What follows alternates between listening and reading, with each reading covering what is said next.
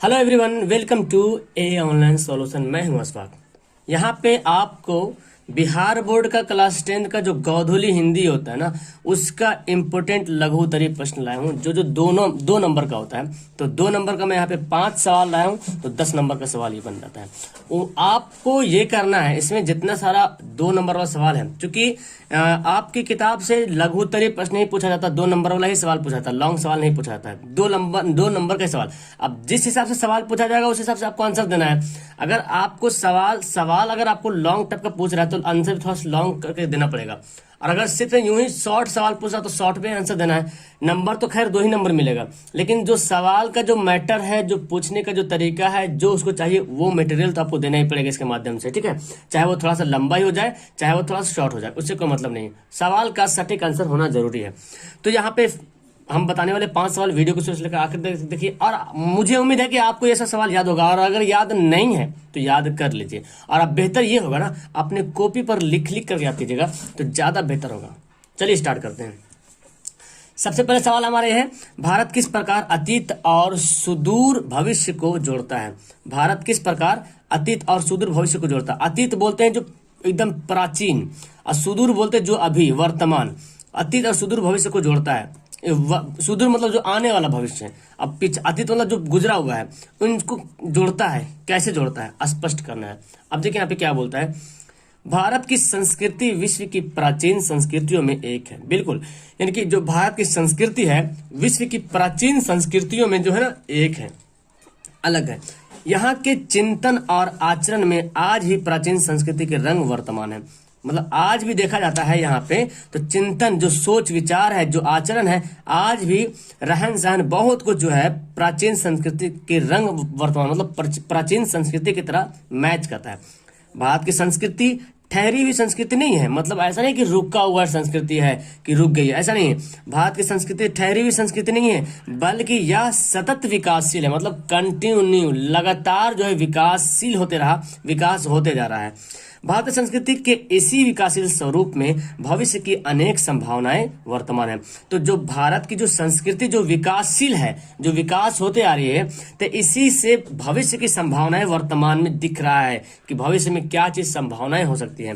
भारत से परिचित होने का अर्थ यह है कि इसकी संस्कृति की प्राचीन सुवास से परिचित होना है। मतलब प्राचीन जो संस्कृति है उसके बारे में जानना है, तथा सतत विकासशील स्वरूप के कारण भविष्य की संभावनाएं से परिचित होना है। इसी अर्थ में मैक्स मुलर ने कहा था, क्या कहा था उन्होंने, कि भारत अतीत और सुदूर भविष्य को जोड़ता है। ये लाइन आप याद रखें कि भारत अतीत और सुदूर भविष्य को जोड़ता है। ये लाइन किसने कहा, ये अर्थ किसने कहा, ये जो है ना मैक्स मुलर ने कहा था। आपको मैं लास्ट टाइम होमवर्क भी दूंगा और आप उसमें मुझे उस होमवर्क का आंसर भी देंगे, उत्तर देंगे कमेंट में, ठीक है। तो ये सवाल समझ में आ गया। देखो, सवाल याद करने का इजी तरीका है। मैं सवाल याद करने का तरीका बताता हूं आपको कैसे याद करना है। सवाल को लिखिए, 1 बार लिखिए, 2 बार लिखिए, लिखने की आदत बनाइए, क्योंकि एग्जाम में आपको फास्ट लिखना पड़ेगा। टाइम रहेगा, सवाल लंबा लंबा रहेगा, ये लिखने वाला सवाल रहेगा, और अच्छी राइटिंग से भी लिखना आपको। तो थोड़ा सा लिखने की आदत बनाइए। पीडीएफ से या ऐसी वीडियो देख के रटने की जरूरत नहीं है, आपको लिखने की जरूरत है। एक बार कॉपी में लिख लीजिए, उसके बाद उसको याद कीजिए बेहतर तरीके से। बहुत अच्छा तरीका ये है। अगला सवाल देखिए यहाँ पे क्या है, परंपरा का ज्ञान किन के लिए ज्यादा आवश्यक है। परंपरा का ज्ञान किन के लिए ज्यादा आवश्यक है और क्यों।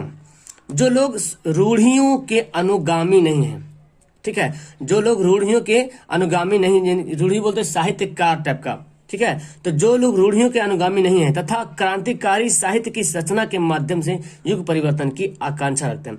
जो लोग रूढ़ियों के अनुगामी नहीं है तथा क्रांतिकारी साहित्य की रचना के माध्यम से, मतलब क्रांतिकारी टाइप का साहित्य करना चाहता है और उसके माध्यम से युग परिवर्तन की आकांक्षा रखता है, मतलब युग परिवर्तन हो जाए, जमाना बदल जाए, इस तरह के इच्छा रखता है, आकांक्षा रखता है, उनके लिए साहित्य की परंपरा का ज्ञान सबसे ज्यादा आवश्यक है, ठीक है। तो उनके लिए साहित्य, जिसको बोलता है ना साहित्य, साहित्यकार जो बनता है, साहित्य जो करता है साहित्यकार उसको बोलता है। तो उनके लिए जो साहित्य होता है, साहित्य की परंपरा का ज्ञान होना बहुत ही ज्यादा आवश्यक है। क्योंकि जो लोग ये चाहते हैं कि क्रांतिकारी साहित्य की रचना के माध्यम से युग परिवर्तन हो, अगर क्रांतिकारी साहित्य के माध्यम से अगर युग परिवर्तन की आकांक्षा का रखते हो तो उनके लिए बहुत ही आवश्यक है साहित्य की परंपरा का जानकारी होना चाहिए, उसका ज्ञान होना चाहिए। ओके, ये सवाल का जवाब इतना ही आंसर देना है और इसके लिए आपको 2 नंबर मिलेगा। चलिए तीसरा सवाल पढ़ते हैं। यहाँ पे क्या बोलता है कि मछली और दीदी में क्या समानता है, स्पष्ट करें। ठीक है, अब इतने में ही आपको आंसर देना है। सवाल जितना बड़ा पूछे उतना ही सवाल जवाब देना है, ज्यादा फॉल्स नहीं बोलना है। ठीक है, तो जिस तरह मछली बेजुबान होती है, मछली क्या होती है, बेजुबान होती है, मतलब वो बोल ही नहीं पाती है, अपनी पीड़ा व्यक्त नहीं कर पाती है। मछली क्या होता है, वो उसको काट भी दो तो कुछ नहीं बोलेगा, उसको पटक भी तो कुछ नहीं बोलेगा, मतलब बेजुबान है। अपनी पीड़ा, अपनी उसकी जो तकलीफ है, उसका जो दुख है, वो आप व्यक्त नहीं कर पाता, इजहार नहीं कर पाता, आपसे बोल नहीं पाएगा। तो जिस तरह मछली बेजुबान होती है, मछली का कोई जुबान नहीं होता है, मछली बोल नहीं पाते, अपनी पीड़ा जो तो व्यक्त नहीं कर पाते, ठीक उसी प्रकार दीदी भी बेजुबान है। हालांकि दीदी का जबान है, लेकिन दीदी बेजुबान यहाँ बताया क्योंकि वो व्यक्त नहीं कर पा रही। बेजुबान का मतलब ये हुआ, जैसे बोलते हैं मैं बेजुबान हूं, मतलब मैं अपनी बात को व्यक्त नहीं कर पा रहा हूं, मतलब ये हुआ मैं बेजुबान हूं। बेजुबान का मतलब यही, यहाँ पे दीदी के लिए बेजुबान का मतलब ये हुआ कि जुबान रहते हुए नहीं बोल पाना, उसको बोलते बेजुबान। और मछली का खैर तो जुबान है लेकिन वो बोल ही नहीं पा रही, वो तो रियलिटी नेचुरली है मछली में कि नेचुरल है, वो जुबान है ही नहीं, उसको वो बोल ही नहीं पाएगा, उसके मुंह में आवाज ही नहीं है जो हम सुन पाए। लेकिन दीदी जबान है दीदी की, लेकिन बेजुबान है। क्यों? वह अपनी अंतर्व्यर्था प्रकट नहीं कर पाती है ना। वह अपने जो अंतर्व्यर्था मतलब अपने अंदर में, आप उसके अंदर में जो बातें हैं वो बात जो व्यक्त नहीं कर पा रही, तो मतलब उसको बेजुबान बोला गया है। तो सेम टू सेम मछली और दीदी आज समानता यहाँ पे इसलिए है क्योंकि मछली बेजुबान है तो दीदी भी बेजुबान है। जिस तरह मछली अपनी पीड़ा को जो व्यक्त नहीं कर पा रही है, उसी तरह से दीदी भी जो है अपनी अंतर व्यथा प्रकट नहीं कर पा रही, अपनी अंदर वाली बात, अपने मन की बात जो है बता नहीं पा रही, व्यक्त नहीं कर पा रही, इसलिए इन दोनों में समानता है। ठीक है, कवि किसके बीच अंधेरे में होने की बात करता है, आशय स्पष्ट करें। कवि किसके बीच जो है अंधेरे में होने की बात करता है, आशय स्पष्ट करें।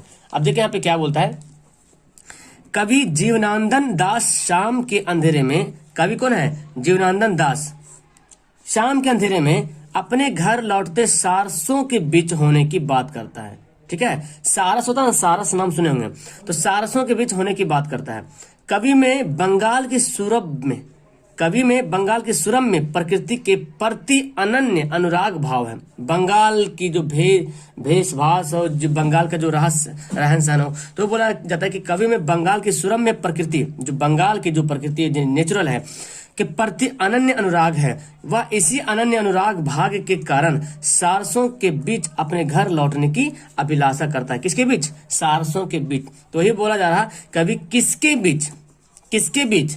तो अगर आपको सवाल बोल दे कि आशय स्पष्ट करे, ये अगर नहीं होता, आशय स्पष्ट ये अगर नहीं बोलता, तो आप सिर्फ इतने लिखते कवि जो है सारसों के बीच, या नाम देते कवि जीवनानंद दास शाम के अंधेरे में सारसों के बीच अंधेरे में लौटने की बात करता है। लेकिन आशय स्पष्ट करना तो थोड़ा सा इसके बारे में बताना है कि कवि में जो है बंगाल की सुरम्य प्रकृति के प्रति अनन्य अनुराग भाव है, बंगाल से। और वह इसी अनन्य अनुराग भाग्य में कारण जो है, इसके कारण क्या है कि सारसों के बीच जो अपने घर लौटने की अभिलाषा करता है। क्लियर है? अब देखिए, जब आप इस वर्ड को पढ़ते हो, जो अब इस शब्द पढ़ते हो, तो आपको अब ध्यान से यहाँ पे देखने की जरूरत है। आप जब किताब पढ़ते हो, जब कोई सवाल पढ़ते हो, तो आप ध्यान से अगर पढ़ते हैं ना, तो आपका जो जेंडर होता है, जो स्त्रीलिंग पुल्लिंग होता है, वो बहुत अच्छे तरीके से क्लियर हो जाएगा। अब जैसे कि यहाँ पे मैं पढ़ता हूँ, कवि जीवनानंद दास शाम के अंधेरे में, देखो के अंधेरे में, तो अंधेरे के पहले के लिखा हुआ, मतलब अंधेरा हो गया, अंधेरी हो नहीं गई, इसलिए ये अंधेरा क्या है, तजकी, मतलब इसको बोलते हैं पुल्लिंग है।